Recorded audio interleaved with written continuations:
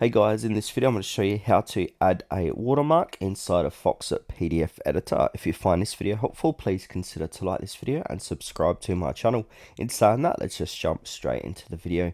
Okay, first step is to open up your Foxit PDF Editor and then add in your project or plan, image, whatever you like to add that watermark inside of. So I've got this house plan here. Now to add a watermark, basically what we want to do is go ahead and click on the Organize tab on the top of the page. Then below that, look for the watermark symbol. So here it is here. So click on watermark, then go ahead and click add. And from here, inside the add watermark, we want to give it some text. So say for example, I want to call this final.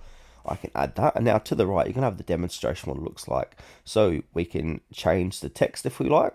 We've got different options there. We can change the color. So you can see it being changed like so.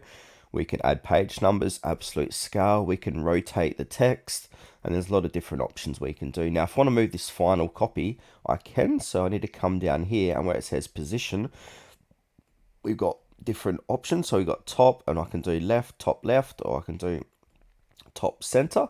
And basically, we'll go ahead and click on OK, and that's going to add that watermark like so.